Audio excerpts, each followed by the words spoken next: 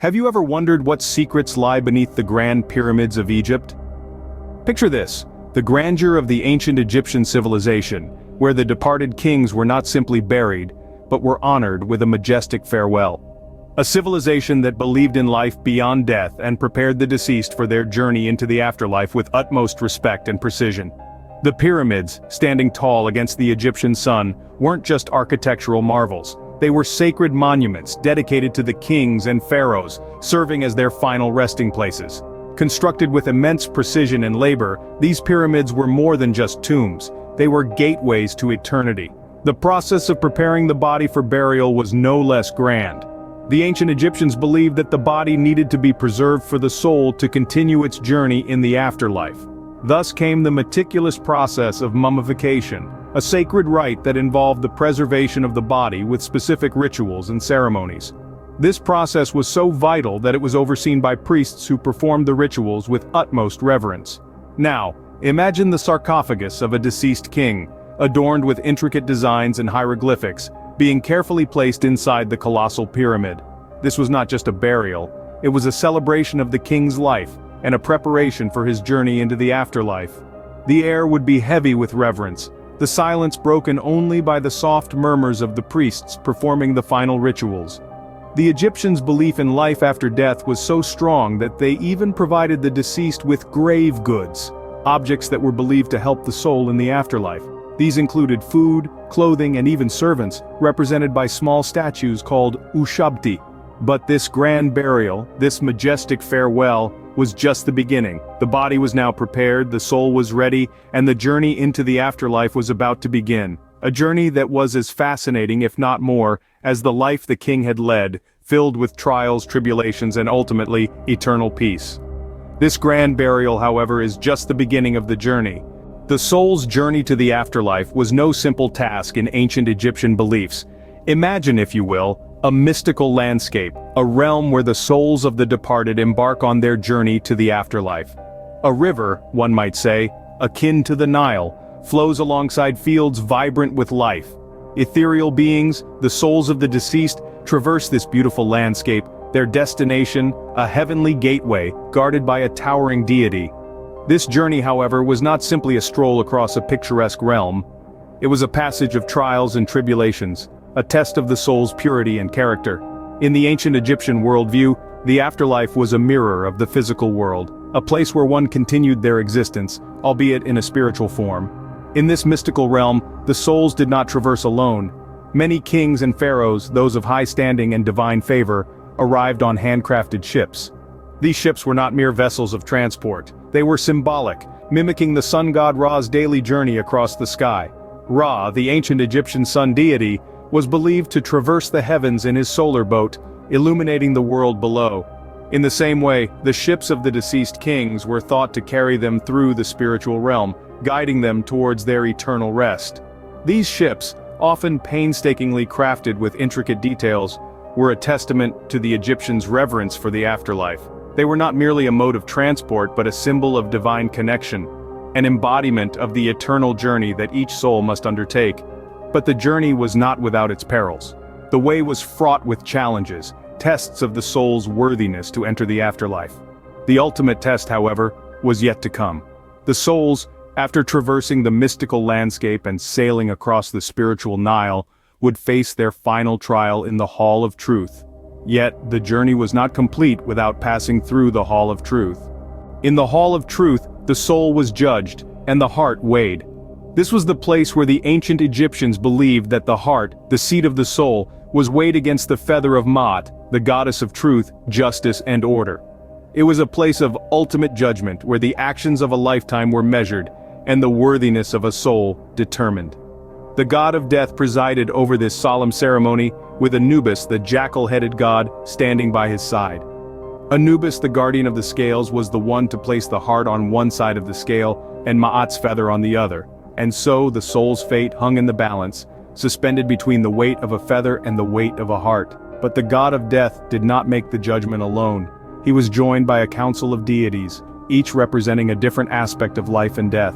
Together, they watched as the scales of justice tipped, determining the fate of the soul.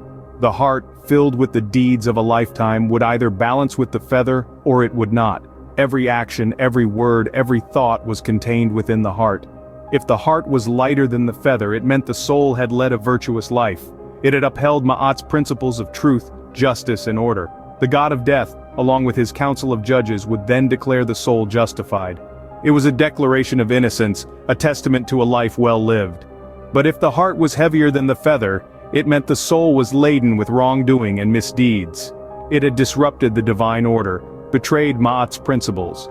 In such cases, the soul was denied passage to the afterlife. It was a verdict of guilt, a testament to a life misspent. In the Hall of Truth, the scales never lied. They revealed the truth of a soul, the weight of its deeds.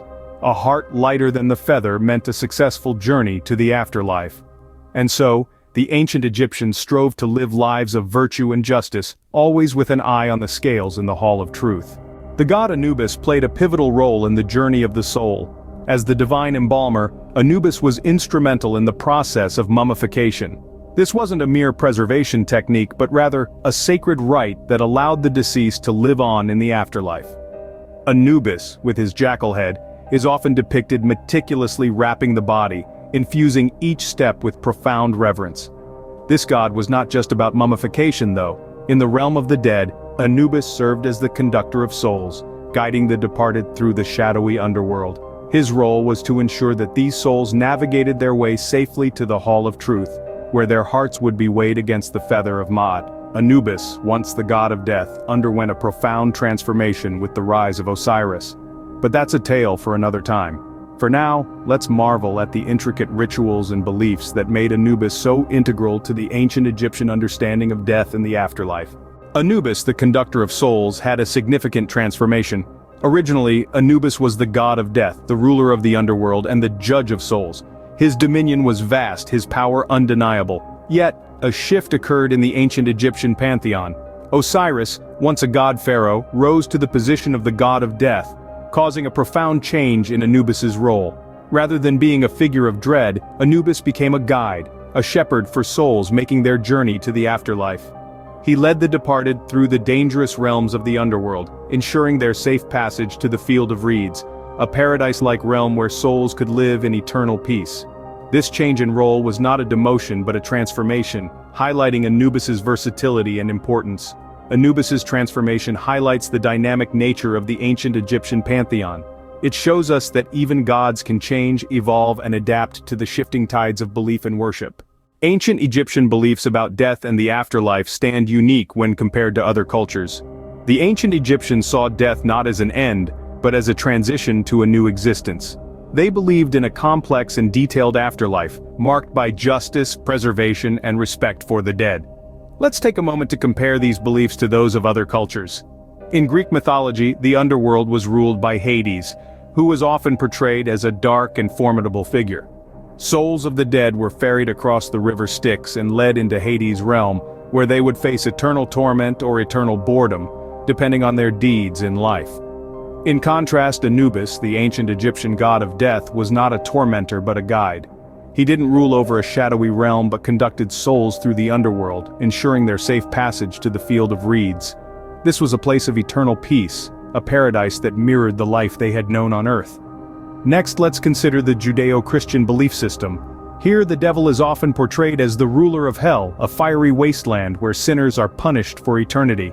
This is a stark contrast to the ancient Egyptians' belief in Ma'at, the concept of truth, balance, order, and justice. Anubis, with his scales, weighed the heart of the deceased against the feather of Ma'at. Those whose hearts were lighter than the feather were granted access to the field of reeds. The ancient Egyptians also believed in the preservation of the body through mummification, a practice unique to their culture. They believed that the body needed to be preserved as a home for the soul in the afterlife, a concept not found in Greek or Judeo-Christian beliefs. The ancient Egyptians' intricate beliefs and practices surrounding death and the afterlife continue to captivate us to this day. Their focus on justice, preservation, and respect for the dead offers a fascinating contrast to other cultural beliefs, and their detailed vision of the afterlife is a testament to their incredible imagination and spiritual depth.